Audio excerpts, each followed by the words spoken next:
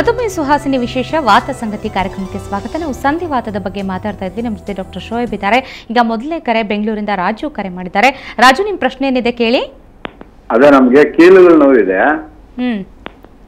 ಅದಕ್ಕೆ ಏನ್ ಪ್ರಾಬ್ಲಮ್? ನಮ್ಗೆ ಇದು ಬೇರೆ ಇದೆ, ಪೈಲ್ಸ್ ಪ್ರಾಬ್ಲಮ್ ಇದೆ, ಅದರಿಂದ ಏನೋ ನಾವು ಹಂಗ್ ಬರುತ್ತಾ ಅಂತ. ನಿಮ್ಮ ವಯಸ್ಸು ಎಷ್ಟಿದೆ ರಾಜು ಅವರೇ? 42. 42. ಯಾವಾಗಿಂದ ಕೀಲ್ ತೊಂದರೆ ಇದೆ? ನಮಗೆ ಈಗ ಒಂದು 2-3 ವರ್ಷದಿಂದ ಇದೆ ಸರ್. ತೋರಿಸಿದ್ದೀರಾ ಎಲ್ಲಾದರೂ?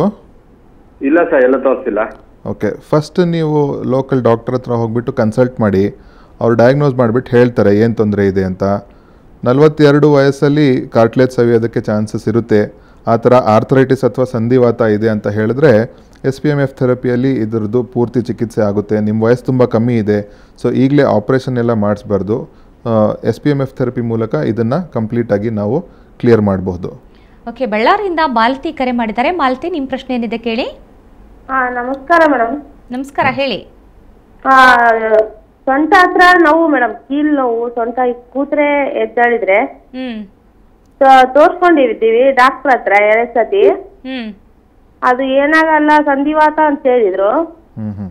ನಿಮ್ಮ ವಯಸ್ಸು ಎಷ್ಟಿದೆ ಮಾಲತಿ ಅವರೇ? ನಮಗೆ 35 ಇದೆ ಸರ್. MRI ಸ್ಕ್ಯಾನ್ ಏನಾದರೂ ಮಾಡಿದಾರಾ ನಿಮ್ಮ ಸೊಂಟಕ್ಕೆ? ಇಲ್ಲ ಸರ್, MRI ಮಾಡಿಲ್ಲ, ಸ್ಕ್ಯಾನಿಂಗ್ ಮಾಡಿ, ಇದು ಎಕ್ಸ್ರೇ ಮಾಡಿದ್ದಾರೆ. ಎಕ್ಸ್ರೇ ಮಾಡಿದ್ದಾರೆ. ಓಕೆ, ನೋವು ಬೆನ್ನಲ್ಲೇ ಇರುತ್ತಾ, ಬೆನ್ನಿಂದ ಕಾಲ್ಗೂ ಹೋಗುತ್ತೆ? ಬೆನ್ನಲ್ಲೇನಿಲ್ಲ ಸರ್, ಇಲ್ಲಿ ಸೊಂಟದ ಹತ್ರ ಕೂರ್ತೀವಲ್ಲ ಮೂಳೆ, ಓಕೆ, ಅಲ್ಲಿದೆ ಸರ್ ಮೂಳೆ ನೋವು, ತುಂಬಾ ನೋವು. ಎಷ್ಟು ನಡಿಬೋದು ಈಗ? ನಾವು ನಡಿಬೋದು ಸರ್.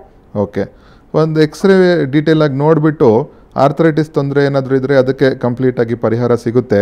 ಸೊ ನೀವು ಬ್ಯಾಂಗ್ಳೂರು ಬಂದು ಕನ್ಸಲ್ಟ್ ಮಾಡಿದರೆ ನಿಮ್ಮ ಪ್ರಾಬ್ಲಮ್ಸ್ ಎಲ್ಲ ಡೀಟೇಲಾಗಿ ನೋಡಿಬಿಟ್ಟು ಅದಕ್ಕೆ ಸೊಲ್ಯೂಷನ್ ನಾವು ಹೇಳ್ಬೋದು.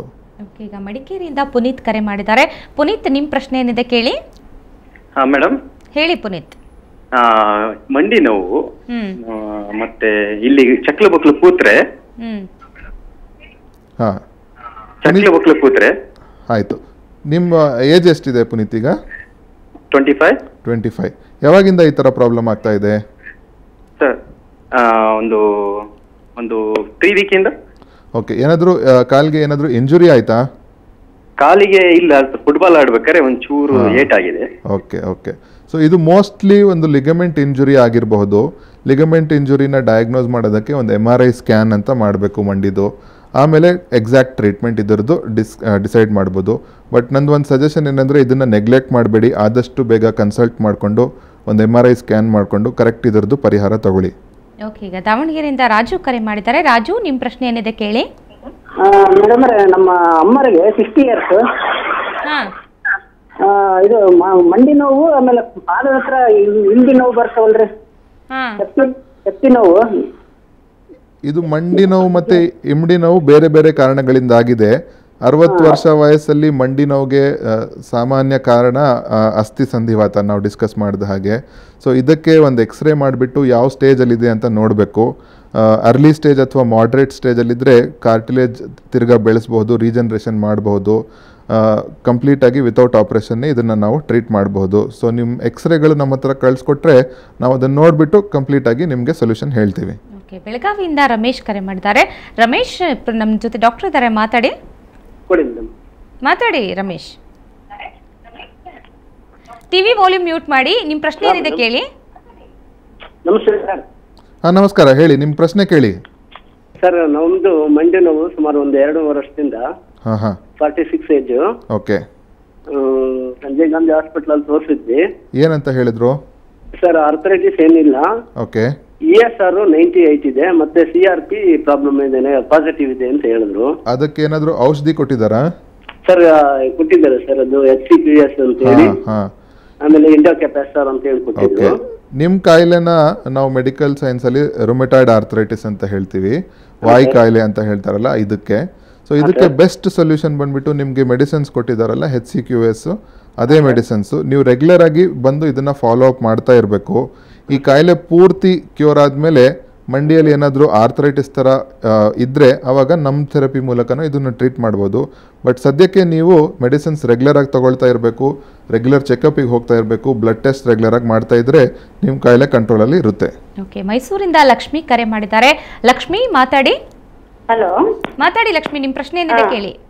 ನನ್ಗೆ ತುಂಬಾ ಬಲಗಡೆ ಭುಜ ತುಂಬಾ ನೋವು ಮೇಡಮ್. ಮತ್ತೆ ಅದಕ್ಕೆ ಎಲ್ಲ ಮಾಡ್ತಿದ್ವಿ, ಆದ್ರೂ ಅದೆಲ್ಲ ನಾರ್ಮಲ್ ಬಂದಿದೆ. ಆದ್ರೂ ನಂಗೆ ನೋವು ಮಾತ್ರ ತುಂಬಾನೇ ಜಾಸ್ತಿ ಇದೆ. ಅದು ಪೇನ್ ಬಂದಾಗ ಬಲಗಡೆ ಕಿವಿಯಿಂದ ಹಿಡಿದು ಪೂರ್ತಿ ಕೈವರೆಗೂ ನೋವುತ್ತೆ. ಕತ್ತಲ್ಲಿ ನೋವು ಇದೆಯಾ? ಹೌದು, ಕತ್ತಲ್ಲಿ ನೋವಿದೆ. ಕೈ ಬೆರಳಲ್ಲಿ ಜೋಮ್ ತರ ಏನಾದ್ರು ಬರುತ್ತಾ? ಕೈ ಬೆರಳು ಪೂರ್ತಿ ನೋವು ಬರುತ್ತೆ. ನನಗೆ ಒಂದು ಫ್ರಾಕ್ಚರ್ ಆಗಿತ್ತು ರೈಟ್ ಸೈಡೇನೆ. Okay okay. ಫ್ರಾಕ್ಚರ್ ತರ. ಯಾವಾಗ ಆಯ್ತು ಫ್ರಾಕ್ಚರು? ಅದು ಆಗ 5 ವರ್ಷ ಆಯ್ತು. ಇಲ್ಲ, ನಿಮ್ಮ ಪ್ರಾಬ್ಲಮ್ಸಿಗೆ ಆ ಫ್ರಾಕ್ಚರ್ಗೆ ಮೋಸ್ಟ್ಲಿ ಯಾವುದು ಕನೆಕ್ಷನ್ ಇಲ್ಲ. ನಿಮಗೆ ಮೋಸ್ಟ್ಲಿ ನೆಕ್ಕಲ್ಲಿ ಕತ್ತಲ್ಲಿ ಡಿಸ್ಕ್ ಪ್ರಾಬ್ಲಮ್ ಇದೆ, ಅದರಿಂದ ನರ ಒತ್ಬಿಟ್ಟು ಕೈಯಲ್ಲೆಲ್ಲ ನೋವು ಬರ್ತಾ ಇರೋದು. ಈ ಡಿಸ್ಕ್ ಪ್ರಾಬ್ಲಮ್ಸಿಗೂ ನಮ್ಮ SPMF ಥೆರಪಿ ಮೂಲಕ ತುಂಬ ಇಫೆಕ್ಟಿವ್ಲಿ ಟ್ರೀಟ್ ಮಾಡಬಹುದು. ಸೊ ನೀವು ನಮ್ಮ ಸೆಂಟ್ರಿಗೆ ಬಂದರೆ ನಾವು ಅದನ್ನು ಡೀಟೇಲ್ ಆಗಿ ಎಕ್ಸಾಮಿನ್ ಮಾಡಿಬಿಟ್ಟು ನಿಮಗೆ ಕರೆಕ್ಟಾಗಿ ಇರೋ ಸೊಲ್ಯೂಷನ್ ಹೇಳ್ತೀವಿ.